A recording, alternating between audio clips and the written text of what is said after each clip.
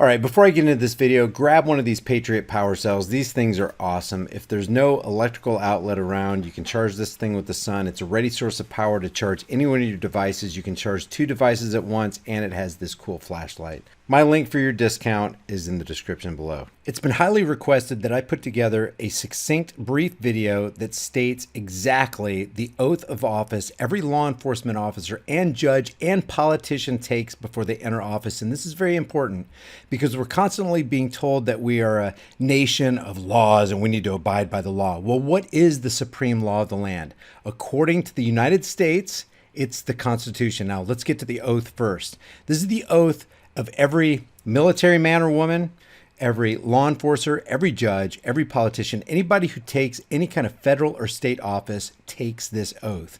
I, whoever, do solemnly swear or affirm that I will support and defend what? The Constitution of the United States against all enemies, foreign and domestic, and I will bear true faith and allegiance to the same. And I will obey the orders of the President of the United States and the orders of the officers appointed over me. That is, if their orders are in accordance with the Constitution, and I'll show you that in a second.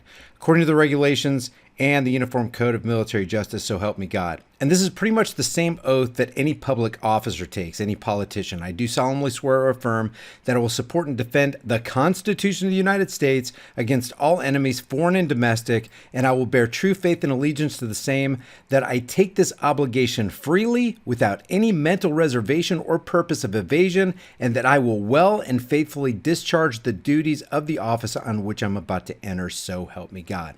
So that is the oath of office for law enforcers, for military men and women, for judges, and for politicians. So what is the supreme law of the land? According to the Constitution, Article 6, Sections 1 through 3 outline that, specifically 2 and 3. This Constitution and the laws of the United States which shall be made in pursuance thereof, in other words, in accordance to, not away from, not a departure from, and all treaties made or which shall be made under the authority of the United States shall be the supreme law of the land. The Constitution, according to the Constitution, is the supreme law of the land. And the judges in every state shall be bound thereby. Anything in the Constitution or laws of any state to the contrary, notwithstanding. In other words, anything outside of the Constitution ain't gonna fly. Section 3 says, the senators and representatives before mentioned and the members of the several state legislatures and all executive and judicial officers. An executive officer is a LEO, a law enforcement officers, both of the United States and of the several states, shall be bound by oath or affirmation to support this Constitution. So they're bound to support the Constitution.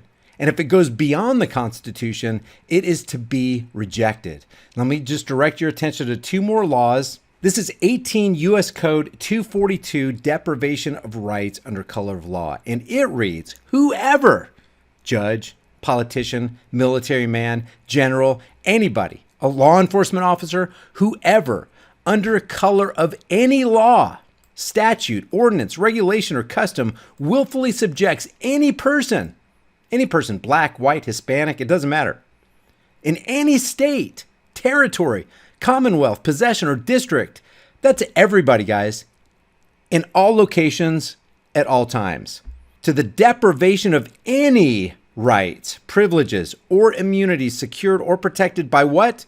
The supreme law of the land, the Constitution, or laws of the United States, or to different punishments, pains, penalties on account of such person being an alien or by reason of his color or race that are prescribed for the punishment of citizens shall be fined under this title or imprisoned not more than a year. And down here it says, if such acts include kidnapping, which is exactly what happens when a law enforcer arrests you, throws you into the back of his cop car, and kidnaps you for nothing more than disobeying his lawful orders, which most of the time are unconstitutional, shall be fined under this title or imprisoned for any term of years or for life or both, or may be sentenced to death.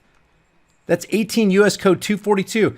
18 U.S. Code 241 is conspiracy against rights, and it's pretty much along the same lines, and it carries the same death sentence if you violate the Constitution, if you violate a person's life, liberty, pursuit of happiness, and property. Now, I just want to show you this last thing. This is from the Founding Fathers. Mayberry versus Madison, 1803. The Supreme Court declared all laws, including those lawful orders from law enforcement agents, which are repugnant to the Constitution, are null and void. Thomas Jefferson said, every law consistent with the Constitution will have been made in pursuance, that's in accordance with, the powers granted by it. Every usurpation or law repugnant to it cannot have been made in pursuance of its powers. The latter will be nugatory and void.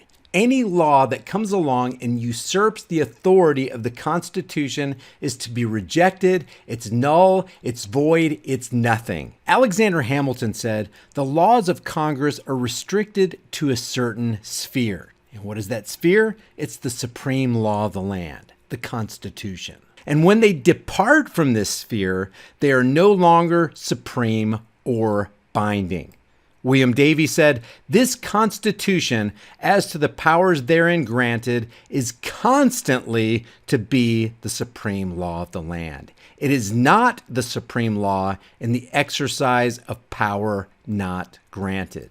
So I'm going to leave all the links to everything I just talked about in the description below. But the bottom line is they took an oath to the Constitution. The Constitution, according to Article 6, Section 2 and 3, is the supreme law of the land. 18 U.S. Code 242 and 241 prescribes the death penalty for anybody who goes outside of that supreme law of the land. And the Founding Fathers stamped their seal of approval on this. Please do America and the world a favor. Like and share this video with everybody you know. And if you haven't done so already, subscribe to this channel, hit the bell notification icon, give them a thumbs up, share them with everybody you know, and don't forget to subscribe to my private email list through my website, highimpactflix.com. I'll see you guys in the next heavily censored shadow ban video.